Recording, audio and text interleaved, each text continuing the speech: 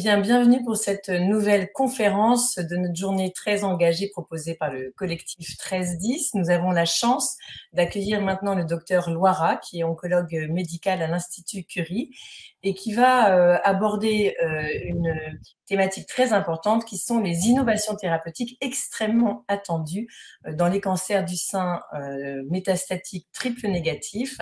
Bonjour docteur et bienvenue pour cette session. Bonjour, donc d'abord je vous remercie de m'avoir invité à cette journée de partage et remercie l'organisation et notamment le soutien du CIRIC de Curie. Je vais essayer d'avoir la présentation le plus facile d'accès et la plus claire possible. Si vous avez des questions, si vous voyez que je pars sur des concepts trop compliqués, n'hésitez pas à m'interrompre.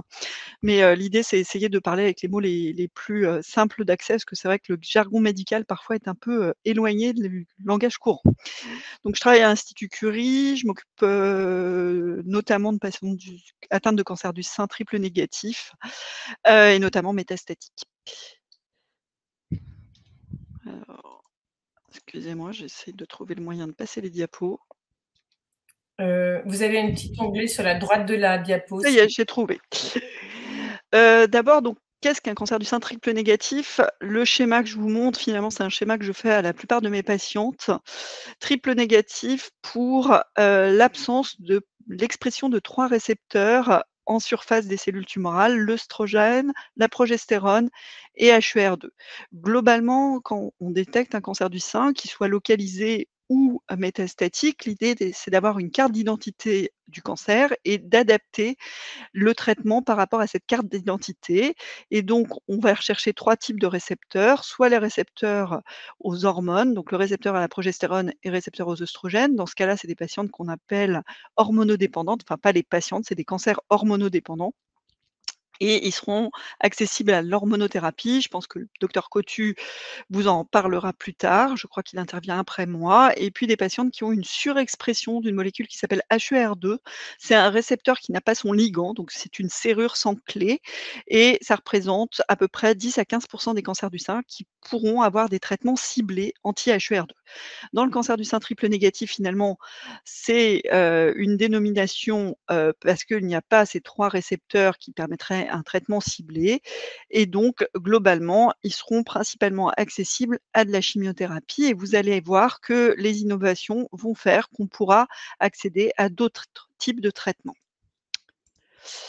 Le cancer du sein triple négatif, en introduction, ça représente à peu près 10 à 15% des cancers du sein, que ça soit les cancers du sein localisés ou métastatiques, principalement des femmes jeunes, mais pas uniquement des femmes jeunes et ça on en discutera plus tard. C'est-à-dire qu'on parle de femmes jeunes, c'est des patientes d'environ 40 ans avant la ménopause. On a à peu près 15% des patientes qui ont un cancer du sein triple négatif qui ont une mutation germinale de BRCA1, BRCA2. Donc je pense que ça, c'est des concepts que le docteur, professeur Stoppal-Lyonnais a abordés. Mais ça veut dire que c'est des patientes qui ont eu des anomalies génétiques constitutionnelles, c'est-à-dire qu'elles ont hérité à la naissance de ces anomalies et elles sont susceptibles de faire des cancers du sein et de l'ovaire, notamment parce qu'elles ne réparent pas bien leur ADN. C'est souvent des tumeurs avec un grade 3 et donc avec des indices de prolifération élevés, des tumeurs qui se multiplient rapidement, ce qui en fait l'agressivité. Et on sait que quand on prend en charge une patiente qui a un cancer du sein triple négatif localisé, son risque de rechute, c'est principalement dans les 3 à 5 ans qui suivent les traitements adjuvants. Le diagnostic est souvent fait à un stade avancé, soit avec un envahissement ganglionnaire pour les stades localisés et également on a des diagnostics d'emblée métastatiques, c'est-à-dire qu'au moment de la découverte de la tumeur dans le sein, on va retrouver des métastases au niveau d'autres organes comme le foie, le poumon par exemple. À peu près 20 à 30% des cas. Le cancer du sein triple négatif, en fait, ce n'est pas une seule maladie, mais c'est un ensemble de maladies qu'on a regroupées sous cette dénomination. Quand on va s'intéresser à la biologie de ces cancers, on va pouvoir détailler différents sous-groupes de cancers. On peut les analyser notamment par rapport à l'expression de gènes et en fait, en analysant la tumeur, on va déterminer plusieurs sous-groupes et notamment, vous voyez un sous-groupe qu'on appelle les LAR, donc c'est des cancers du sein triple négatifs qui n'expriment pas les récepteurs hormonaux classiques, œstrogènes, progestérone, mais qui expriment les récepteurs aux androgènes. Et ça, c'est des tumeurs du sein triple négatif plutôt chez la femme âgée, plutôt avec un développement lent, contrairement aux autres cancers du sein triple négatif qu'on retrouve là, ce qu'on appelle les basal-like. Peut-être certaines d'entre vous ont vu cette dénomination dans les comptes rendus. Et dans les basal-like, on va réussir à déterminer des tumeurs qui sont plutôt enrichies en cellules du système immunitaire et qui sont peut-être les tumeurs qui répondent le plus à l'immunothérapie, et d'autres qui sont plutôt ce qu'on appelle des tumeurs froides dans le jargon scientifique. C'est des tumeurs où il semblerait que le système immunitaire n'arrive pas à pénétrer dans ces tumeurs. Et quand on regarde finalement la biologie de ces cancers du sein triple négatif, c'est très complexe, mais c'est pour vous montrer qu'il y a différents sous-groupes et on peut imaginer que dans les années à venir, on ne traitera pas tous les cancers du sein triple négatif avec les mêmes molécules, mais on aura une cartographie de ces cancers et on adaptera les traitements par rapport aux sous-groupes où la tumeur appartient. Et donc, on va avoir finalement, dans l'avenir, des thérapies personnalisées pour les cancers du sein triple négatif. Première classe de molécules attendues pour les cancers du sein triple négatif métastatique, les inhibiteurs de PARP. Donc, c'est uniquement pour les patientes qui sont mutées au niveau des gènes BRCA1 et BRCA2. Et pour vous expliquer comment ça fonctionne, avec un schéma que je vais essayer d'expliquer parce que les mécanismes finalement sont pas si clairs, enfin c'est pas si simple à expliquer. Quand on a un ADN normal, c'est-à-dire quand notre patrimoine génétique est normal, quand l'ADN dans la cellule se casse, hein, on a des cassures d'ADN spontanées dans nos cellules, on a des machineries qui réparent, qui auto-réparent l'ADN, qui reconstruisent l'ADN. Et ça fait intervenir 2 mécanismes, la voie de la réparation homologue et une autre voie. Et il y en a une qui est dictée par les molécules BRCA et une autre voie molécule par les PARP. Pour une patiente qui est mutée BRCA, elle n'a plus le moyen de réparer son ADN par cette voie-là et finalement, c'est la voie de réparation, le mécanisme de réparation PARP1 qui va réparer l'ADN. Chez des patients qui ont une mutation génétique de BRCA1, elles vont avoir des fractures de l'ADN et si on vient bloquer avec des molécules la réparation PARP1 dans les cellules tumorales, on va avoir excusez-moi, je coupe juste mon téléphone. On va avoir finalement des cellules qui vont garder un ADN cassé, d'une part parce qu'elle est mutée BRCA1 et parce qu'on bloque l'autre voie de réparation. Et une cellule tumorale qui a un ADN cassé qui ne se répare pas, c'est une cellule tumorale qui ne se multiplie plus et donc qui meurt. Et donc globalement, on aura ce qu'on appelle la létalité synthétique, c'est on va avoir une mort de la cellule en bloquant ce moyen de réparation de l'ADN. Donc tout ça est très scientifique, mais c'est pour essayer de vous expliquer comment ça marche, en espérant être à peu près didactique. On a testé donc ces PARP inhibiteurs qui étaient des molécules qui avaient été développées initialement dans les cancers de l'ovaire, dans le cancer du sein métastatique muté BRCA1 1 ou 2, à la fois des cancers hormonodépendants et les triples négatifs, et on a comparé à de la chimiothérapie standard. Juste pour vous montrer les 2 molécules développées, l'olaparib et le talazoparib. Je vous ai mis sur chaque diapo les noms de marques des molécules qui ne sont pas ce que nous on utilise, mais c'est souvent ce que vous voyez sur la boîte des traitements. Donc le Talzenia et le Lynparza. Vous voyez qu'il y a une supériorité du traitement par PARP inhibiteur par rapport à la chimiothérapie. Ce qu'il faut retenir, c'est que c'est des traitements qui sont éligibles à peu près pour 15 des patientes atteintes d'un cancer du sein triple négatif parce qu'elles doivent avoir une mutation BRCA1 ou 2. Donc, il est légitime quand on a un cancer du sein métastatique triple négatif de connaître son statut BRCA1 ou 2. C'est des traitements par voie orale, c'est plus efficace que la chimiothérapie. Et puis, en termes de toxicité, c'est une toxicité principalement au niveau hématologique avec de l'anémie, de la neutropénie et une baisse des plaquettes. Il y a des mécanismes de résistance, c'est-à-dire que la cellule tumorale, elle est capable au bout d'un moment de mettre en place des stratégies pour résister à ces médicaments, ce qui fait que l'efficacité des PARP inhibiteurs est finalement limitée dans le temps et à un moment, la maladie va reprendre une activité et donc il faudra changer de traitement. Et dans les voies de recherche, à l'heure actuelle, on essaye de développer des molécules qui vont permettre de contrer les mécanismes de résistance, ce qui est le cas dans beaucoup de thérapies ciblées où finalement, pour parfois contrer ces mécanismes de résistance, on fait des séquences thérapeutiques avec une thérapie ciblée puis une autre, ou des combinaisons de thérapies ciblées. Et ça, c'est une voie d'avenir de recherche dans le cancer du sein triple négatif. D'autres traitements très attendus, je pense que vous en avez tous entendu parler, c'est les immunothérapies. L'immunothérapie, c'est beaucoup de types de traitements différents, mais quand on parle d'immunothérapie à l'heure actuelle, on retient principalement les anticorps anti-PD1, PDL1. Donc c'est, des anticorps qui vont agir sur des récepteurs, notamment des cellules du système immunitaire, les cellules qu'on appelle dendritiques ou les lymphocytes, et en fait, c'est des molécules PD1, PDL1 qui ont un rôle à jouer dans la régulation des lymphocytes, et notamment, c'est des molécules qui sont amenées à éteindre l'activité d'un lymphocyte, et donc en fait, si on a trop d'extinction du lymphocyte, le lymphocyte ne va pas être assez actif pour tuer la cellule tumorale. Je vais vous réexpliquer après avec un petit, schéma animé.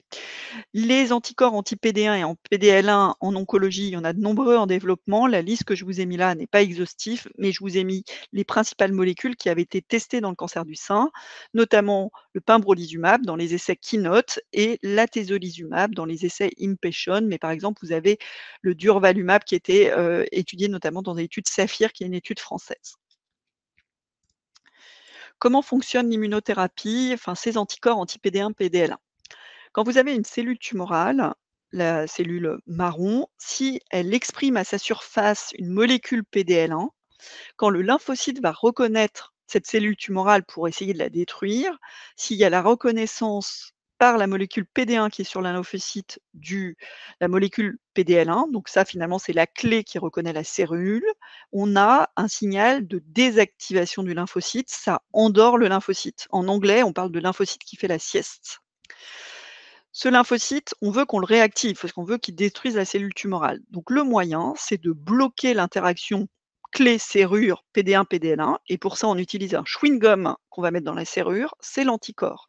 Et on peut bloquer soit en utilisant un anticorps anti-PDL1, soit un anticorps anti-PD1. C'est pour vous expliquer que finalement, on avait testé les deux. Et puis quand on a fait finalement ce blocage au niveau de la serrure, on redonne de l'activité au lymphocyte. Le lymphocyte va avoir son activité antitumorale et va être capable de détruire la cellule tumorale. Donc ça, c'est une vision assez simple de comment devrait marcher l'immunothérapie. En pratique, l'immunothérapie, ce sont donc ce qu'on appelle des anticorps monoclonaux. Donc les anticorps monoclonaux, c'est assez compliqué à produire, donc c'est pour ça que ça coûte notamment cher. Le nom anti-PD1, c'est que la molécule PD1, c'est Programmed Cell Death, donc c'est la molécule de la mort cellulaire programmée, et le L dans PDL1, c'est le ligand, donc c'est le lien. Ce sont des injections intraveineuses, en général tous les 2 à 3 semaines, même si dans certaines pathologies, on commence à les injecter toutes les 6 semaines. Ce sont des doses fixes ou par kilo. C'est fait uniquement en hôpital de jour et évidemment avec le respect des autorisations de mise sur le marché. Donc c'est des molécules qui sont largement développées dans le cancer du poumon, dans le cancer de la vessie, dans les cancers de la tête et du cou, etc. Donc c'est des molécules qu'on a l'habitude d'utiliser en pratique courante en oncologie depuis à peu près 10 ans maintenant. Les premiers résultats, c'est les années 2011, notamment dans le mélanome, donc dans les tumeurs de la peau. Les essais cliniques, donc, qui étaient très attendus d'utilisation de l'immunothérapie dans les cancers du sein triple négatif, parce que je vous ai un petit peu parlé de cancer du sein triple négatif qui était très infiltré de cellules du système immunitaire, et donc on pensait qu'en réactivant les lymphocytes qui sont présents autour de la tumeur, on aurait une destruction de la cellule tumorale. Donc première étude de phase 3, c'est-à-dire une large étude qui devait aller jusqu'à, un nouveau standard thérapeutique, c'était l'étude IMPATION 130, vous en avez probablement entendu parler, qui testait pour des patients triple négatifs en rechute, qui n'avaient pas reçu de traitement pour leur rechute métastatique, soit le nab-paclitaxel qui s'appelle l'Abraxane, c'est un cousin du Taxol, un cousin du paclitaxel, soit seul, soit avec l'atezolizumab, donc l'anti-PDL1. Cette étude a montré que de rajouter l'immunothérapie à la chimiothérapie augmentait la durée d'efficacité du traitement, de façon assez modeste quand même, parce que c'est une augmentation de 2,5 mois. Cette activité n'est vue uniquement dans un sous-groupe de patientes qui expriment PDL1 au niveau de la tumeur, et ça représente à peu près 30% des patientes testées. Et ça avait également un impact sur la survie des patientes de 7 mois chez les PDL1+. En France, On n'a pas d'accès au nab-paclitaxel, c'est une chimiothérapie qui n'est pas utilisée et on n'a pas d'autorisation de l'utiliser. Ce qui fait que cette étude, ayant beau être positive, n'a pas permis d'autorisation de mise sur le marché en France de l'association atezolizumab-abraxane. On a cette autorisation aux États-Unis. Après, Roche, qui développe cette molécule, s'est dit: «Bah, si ça marche avec le cousin du Taxol, faisons la même étude avec le Taxol». Dans cette étude, on a des résultats négatifs, c'est-à-dire que même dans la population de patients de PDL1+, qui expriment PDL1 au niveau de la tumeur, on n'a pas de bénéfice d'ajouter l'atezolizumab, donc le Tecentriq, l'immunothérapie, à la chimiothérapie par Taxol. Étude négative, on s'est arrêté là. Donc ça a été une grosse déception pour la communauté scientifique et les patients. La suite, c'est la Keynote 355. On en parle beaucoup parce que c'est une étude qui a été actualisée au Congrès européen de cancérologie il y a quelques semaines, où là, même schéma à peu près, des patientes qui sont en début de la maladie métastatique triple négative. On leur a proposé soit de la chimiothérapie avec un placebo. Il y avait plusieurs chimiothérapies possibles. Ça pouvait être du Taxol, ça pouvait être de l'Abraxane, ça pouvait être une association carboplatine-gemcitabine, associé ou non au pembrolizumab, qui est un anti-PD1 qui est développé par MSD. Et donc même schéma d'étude, et là, on a eu des résultats positifs en termes de longueur d'efficacité du traitement sur la maladie métastatique, avec un gain à peu près similaire que l'étude IMPatient 130. C'était positif uniquement chez les tumeurs qui étaient PDL1+, donc un intérêt. Juste le statut PDL1+, je vous ai remis là, comment on le recherche. On le recherche sur du tissu tumoral et on utilise ce qu'on appelle un marquage immunohistochimique et vous voyez, une tumeur PDL1 négatif ne marque pas du tout le marquage, on ne voit pas de brun. Une tumeur faiblement PDL1 positive et une tumeur très PDL1 positive. À plus fort grossissement, vous voyez que chaque ovale avec un petit rond au milieu, c'est d'une cellule tumorale et vous voyez que le marquage, alors je ne sais pas si c'est clair pour vous, mais on voit que le marquage est principalement membranaire. Le PDL1, c'est sur la paroi des cellules et vous voyez que chez les tumeurs qui ont un marquage intermédiaire, toutes les cellules ne marquent pas PDL1. Les patients de PDL1 positifs, dans cette étude, représentaient à peu près 38% des patientes. Donc, l'ajout de l'immunothérapie dans cette situation n'a un intérêt que pour un gros tiers des patientes. Le reste des patientes, il n'y a pas d'intérêt. Cette étude vient d'être actualisée en termes de survie globale. Je vous montre les courbes juste pour vous montrer que c'est assez clair sur un schéma, qu'on voit bien que la courbe verte, qui sont les patientes qui ont reçu chimio plus immuno, ont une meilleure survie. Donc, ce qu'il faut retenir, c'est que d'ajouter l'immunothérapie, le pembrolizumab, augmente l'efficacité de la chimio de 4 mois chez les patientes, que c'est uniquement chez les patientes PDL1+, et donc ça représente à peu près 4 patientes sur 10, triple négative, que ça augmente la survie des patientes et que les toxicités sont classiques. C'est les toxicités qu'on a l'habitude de voir avec le pembrolizumab. Globalement, c'est des modifications de l'activité thyroïdienne, c'est des toxicités cutanées, des toxicités pulmonaires, mais globalement tout à fait gérables et souvent moins importantes que les toxicités de la chimiothérapie. On vient d'avoir les résultats, à l'ESMO. On attend l'ATU, c'est-à-dire on attend l'autorisation temporaire d'utilisation qui nous permettra de prescrire à nos patientes et évidemment on attend l'AMM. Donc on est assez confiant, on espère avoir ces 2 autorisations dans les mois à venir. Vous allez me dire: «Mais est-ce qu'il n'y a pas intérêt également de mettre de l'immunothérapie en monothérapie?» c'est-à-dire utiliser l'immunothérapie seule, sans association à la chimiothérapie? La réponse, c'est l'étude Keynote 119. C'est une étude qui a été faite chez des patientes qui avaient déjà reçu au moins une ligne de chimiothérapie, voire plusieurs, et on a testé soit le pembrolizumab, l'anti-PDL1, l'immunothérapie, soit la chimiothérapie. Et ce que ça montre, c'est qu'il n'y a pas d'intérêt de supériorité de l'immunothérapie sur la chimiothérapie, quelle que soit l'expression de PDL1. Et même là, ils ont testé sur une hypothèse chez les patientes qui expriment très fortement PDL1. Petit signal d'activité, mais pas suffisamment important pour proposer l'immunothérapie en monothérapie. Donc voilà l'état des lieux sur l'immunothérapie actuelle. Nouvelle molécule extrêmement attendue, le sacituzumab govitecan, qui est mieux connu sous le nom Trodelvy, qui est son nom commercial, et qui est ce qu'on appelle un ADC. Je vais vous expliquer ce que c'est un ADC, pour l'acronyme d'Antibody Drug Conjugate, en français anticorps conjugué. Un ADC, c'est un anticorps, comme par exemple un anticorps anti-HER2, un anticorps anti-PDL1, sur lequel on est allé coller des petites molécules de chimio. Donc vous voyez en rouge, ce sont des petites molécules de chimio. Dans ce cas-là, c'est le SN38, c'est un cousin de l'irinotécan, via ce qu'on appelle un linker, c'est-à-dire un lien biochimique. Et dans cette molécule, le linker, c'est un lien biochimique pas très solide, on va dire, parce que l'idée, c'est quand on injecte l'anticorps, l'anticorps va aller reconnaître les cellules tumorales, mais dans autour de la cellule tumorale, on va avoir libération de la chimiothérapie. Donc c'est un anticorps qui reconnaît TROP2. TROP2, c'est pas très spécifique du cancer du sein triple négatif et c'est exprimé globalement sur beaucoup de types de cellules de cancer du sein. Je vais aller un petit peu plus vite. Cette étude a été publiée l'année dernière. On a une efficacité en comparaison à la chimiothérapie. C'était testé chez des patientes qui avaient déjà reçu 2 lignes de chimiothérapie au stade métastatique. On augmente l'efficacité on la triple. Donc tout à l'heure, je vous parlais en temps de durée de mois, mais là, on augmente fois 3. Donc un progrès majeur. En termes de survie, on double la survie des patients. Il n'y a pas besoin de sélectionner les patients sur un marqueur. Toutes les patientes sont éligibles. Et on va avoir l'accès via une ATU et là, l'accès va être beaucoup plus simple à partir de début novembre et je pense qu'on aura des questions tout à l'heure.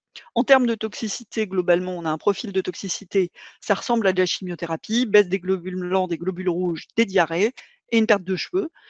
Par contre, on a un petit peu plus de toxicité que de la chimiothérapie classique, donc c'est un petit peu moins bien supporté, mais comme les patientes vont mieux, en termes de qualité de vie, on a une conservation de la qualité de vie et les données vont être présentées au cancer international du sein qui aura lieu à San Antonio dans quelques semaines. Globalement, notre stratégie thérapeutique va être modifiée dans la prise en charge du cancer du sein triple négatif avec les résultats de ces différentes études. Donc globalement, en début de la maladie, question à poser, est-ce que je suis muté BRCA1 ou 2 pour avoir accès à l'immunothérapie, aux inhibiteurs de PARP? Deuxième question, est-ce que j'exprime fortement PDL1? À ce moment-là, je vais probablement dans les mois à venir avoir accès à de la chimiothérapie et de l'immunothérapie. Mais que reste-t-il à faire pour des patientes qui ne sont pas mutées BRCA1 ou 2 et qui n'ont pas d'expression de PDL1? Dans ce cas-là, on va essayer d'orienter les patientes vers des essais cliniques ou de faire de la chimiothérapie standard, éventuellement en ajoutant l'Avastin. Pour des patientes avec une maladie métastatique triple négative plus avancée, qui ont déjà reçu des lignes de chimiothérapie qui sont en échec, on va avoir accès au sacituzumab govitecan de façon non limitée dans les semaines à venir. Et là, il n'y a pas de biomarqueur, c'est-à-dire que toutes les patientes sont éligibles. L'avenir pour le cancer du sein triple négatif métastatique, c'est ma dernière diapo, c'est finalement cartographer le cancer du sein triple négatif en connaissant les mutations BRCA1 ou 2, peut-être d'autres mutations comme PALB2, l'expression de PDL1, et également faire du séquençage de la tumeur en profondeur pour essayer de trouver des anomalies pour lesquelles on aurait des traitements ciblés. Suivre le ctDNA, c'est un biomarqueur qui permettrait de voir rapidement si un traitement est efficace ou pas, et donc pas donner un traitement inefficace pendant 3 mois. Faire des essais d'association, il y en a qui sont en cours, il y en a qui sont à venir. On mélange les inhibiteurs de PARP et l'immunothérapie, le Trodelvy et l'immunothérapie par exemple, et puis des nouvelles molécules, et ça via des essais cliniques précoces. Et globalement, ce que je veux juste vous montrer, c'est que finalement, avant, on caractérisait un cancer du sein triple négatif sur l'absence de récepteurs, mais probablement maintenant, on va caractériser le cancer du sein triple négatif par rapport à différents récepteurs possibles. Les récepteurs aux androgènes, j'en ai pas parlé dans la présentation, mais on a des molécules intéressantes. PDL1, l'expression de HER de l'eau, ça je pense que Paul Cotu va vous en parler, etc. Voilà, je vous remercie pour votre attention et je pense qu'on va passer aux questions. Merci beaucoup, docteur Loira, pour cette présentation extrêmement pointue, mais effectivement très importante parce que toute cette année, on a vu combien dans les cancers du sein triple négatif, il y avait donc ce besoin d'innovation et ces innovations sont en train d'arriver grâce à tous ces essais, grâce aux efforts aussi des patientes qui se sont mobilisées pour rendre ces accès plus faciles. On a beaucoup de questions, je ne sais pas si on pourra tout y répondre. Une, globalement, il y a quand même l'idée que est-ce que finalement une patiente qui serait triple négative pourrait redevenir ou hormonodépendante ou HER2+, et inversement, c'est-à-dire est-ce que ça existe de changer de statut et si oui, quand est-ce que vous recheckez, entre guillemets, le statut vraiment de la maladie? Alors, c'est une très bonne question. On a très souvent des pertes de récepteurs aux hormones, de pertes de molécules HER2, même si c'est plus rare. Ça représente à peu près 10 de la population. C'est pour ça qu'en général, quand on a une récidive métastatique, on essaye toujours de rebiopsier la maladie. Après, chez une patiente qui était triple négatif, s'il y a une urgence de traiter, on ne va pas forcément attendre la biopsie parce que la probabilité qu'elle ait gagné des récepteurs est extrêmement faible. Donc on va rebiopsier éventuellement pour faire des analyses moléculaires, pour avoir le statut PDL1, mais globalement, passer d'un cancer du sein localisé triple négatif à une tumeur RH+ ou HER2, extrêmement rare. Mais parfois, quand il y a un comportement anormal de la tumeur ou on a un profil évolutif un peu étonnant, on aura tendance à rebiopsier. Bonjour Dominique de Bièrepadona. Juste revenant peut-être sur le Trodelvy, c'est vrai qu'il y a pas mal de questions sur le fait de dire pourquoi est-ce qu'on attend la deuxième ligne pour en fin de compte utiliser un traitement qui est si efficace. On n'a pas de données, on n'a juste pas de données. Avant la première ligne, on va avoir des essais cliniques qui vont évidemment voir si on arrive à remonter la ligne, hein. C'est souvent comme ça qu'on développe des molécules, hein. On les essaye en ligne avancée et puis si la molécule est efficace, au fur et à mesure des essais cliniques, on va de plus en plus tôt dans la maladie. Parce qu'en fait, dans un essai clinique, si on testait une nouvelle molécule en première ligne alors qu'on n'a pas de données sur son efficacité, ça serait un risque de perte de chance pour les patientes. Le Trodelvy va probablement, être utilisé plus tôt, même le Trodelvy va être utilisé, à des stades localisés, notamment pour voir si on peut prévenir des rechutes de cancer du sein triple négatif quand on leur donne du Trodelvy après une chirurgie, par exemple. Ça, c'est des essais qui vont diminuer, qui vont commencer. Pour l'instant, on n'a pas de données, donc on n'aura pas le droit de le donner très tôt dans la maladie mais voilà, Et on peut s'attendre. même en compassionnel ou en ATU, En ATU, une ATU, Mmh. c'est extrêmement, codé. Une ATU, justement, il faut que le patient réponde à un cahier des charges et le compassionnel, pour l'instant, ça ne sera pas du compassionnel parce que le compassionnel, il faut qu'il y ait échec à d'autres traitements.